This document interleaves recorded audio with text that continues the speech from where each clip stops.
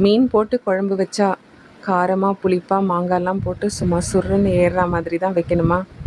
இல்லைங்க, இப்படியும் ரொம்ப க்ரீமியாக ரிச்சியாக ஃப்ளேவர்ஃபுல்லாக சூப்பராக செய்யலாமா? வாங்க, வெல்கம் டு வில்மாஸ் கிச்சன். நான் இன்றைக்கி உங்களுக்கு செஞ்சு காட்ட போகிறது மீன் மோலி. ஒரு கேரளாவுடைய ட்ரெடிஷ்னல் ஃபுட் இது. என் ஸ்டைலில் நான் எப்படி செய்கிறேன்னு உங்களுக்கு செஞ்சு காட்டுறேன். நான் இன்றைக்கி எடுத்திருக்கிறது காணாங்கெளுத்தி. இதை பேச்சு வழக்கில் காணாங்கத்தான்னு சொல்லுவாங்க. அந்த மீன் தான் எடுத்திருக்கேன். நீங்கள் எந்த ஃப்ளஷியாக இருக்கிற மீன் இருந்தாலும் பரவாயில்ல. மீனை சுத்தமாக கழுவிட்டு மஞ்சள், உப்பு, மிளகாத்தூள் போட்டு மேரினேட் பண்ணி இப்படி ஓரமாக வச்சுருங்க. இந்த கிரேவிக்கு தேவையான இன்க்ரீடியன்ஸ் எல்லாம் என்னென்னு இப்போ பார்க்கலாம். இது இஞ்சி பூண்டு பேஸ்ட்டுக்கு எடுத்து வச்சுருக்கேன். இஞ்சியும் பூண்டும், சின்ன வெங்காயம் எடுத்து வச்சுருக்கேன். அதுக்கப்புறம் பச்சை மிளகாய், பெரிய வெங்காயம் ஒரு 2 கட் பண்ணி வச்சுருக்கேன். கொஞ்சம் கொத்தமல்லி தழை, அரை எலுமிச்சம்பழம், ஒரு தக்காளி, ஒரு 10 முந்திரி, ஒரு ஸ்பூன் கசகசா, தேங்காய் சில்லு ஒரு 6-7 எடுத்து வச்சுருக்கேன். தாளிக்கிறதுக்கு சோம்பும் கடுகும் இங்கே இருக்குது. நான் 2 ஸ்டவ்வை ஆன் பண்ணிக்கிறேன். ஒரு சைடு ஃபிஷ்ஷை ஷாலோ ஃப்ரை பண்ணி எடுத்துக்கலாம். இன்னொரு பக்கம் நம்ம எடுத்து வச்சுருக்கிற வெங்காயம், பச்சை மிளகாய், கொத்தமல்லி, முந்திரி, கசகசா, தேங்காய் இதையெல்லாம் வதக்கிக்கலாம். அதெல்லாம் நம்ம ஒரு விழுதாக அரைச்சி எடுக்கணும். இஞ்சி பூண்டு விழுதை தனியாக அரைச்சி எடுத்துக்கலாம். நம்ம ஷாலோ ஃப்ரை பண்ண போகிறோம். ஸோ ஒரு 50% அது நமக்கு வெந்தால் போதும். ஒரு பக்கம் ஒரு 1 மினிட்டும், அடுத்த பக்கம் ஒரு 1 மினிட்டும் ஃப்ரை பண்ணி எடுத்துக்கோங்க.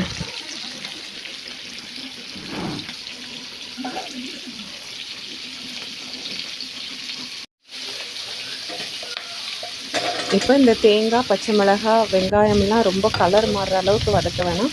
ஒரு 50% அதை வதக்கினா போதுமானது. இது கூட நம்ம எடுத்து வச்சுருக்கிற முந்திரியையும் கசகசாவையும் சேர்த்து நல்லா கொஞ்சம் ஒரு 1 மினிட் அதை நல்லா வதக்கி எடுத்துக்கலாம்.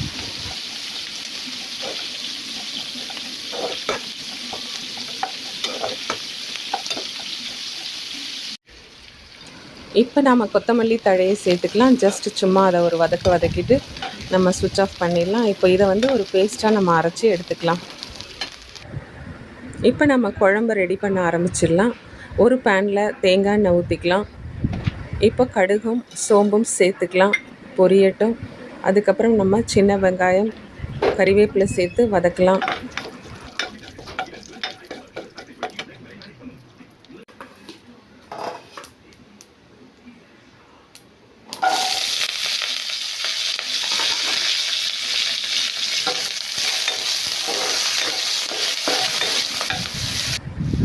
இப்போ கட் பண்ணி வச்சுருக்கிற ஒரு தக்காளியும் அது கூடயே சேர்த்து வதக்கலாம். தக்காளி நமக்கு மேஷ் ஆக வேண்டாம், அது அப்படியே முழுசாக இருந்தால் தான் நல்லாயிருக்கும். இப்போ ஒரு 1/2 டீஸ்பூன் மஞ்சத்தூள் சேர்த்து வதக்கிக்கலாம். இப்போ நாம் 2 டீஸ்பூன் இஞ்சி பூண்டு பேஸ்ட்டு சேர்த்து அதையும் வதக்கிக்கலாம். இந்த இஞ்சி பூண்டு பேஸ்ட்டோட ரா ஸ்மெல் போகிற வரைக்கும் நல்லா வதக்கிக்கலாம். இப்போ நாம் எடுத்து வச்சுருக்கிற தேங்காய் விழுதை சேர்த்துக்கலாம்.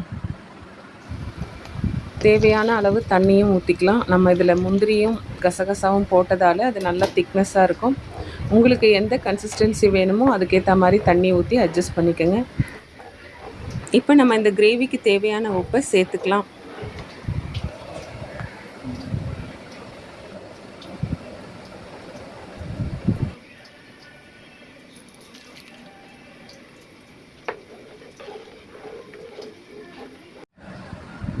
இப்போ ஒரு மூடி போட்டு நம்ம மூடி வச்சிடலாம். மீடியம் ஃப்ளேமில் ஒரு 10 மினிட்ஸ் இந்த குழம்பு நல்லா கொதிக்கட்டும்.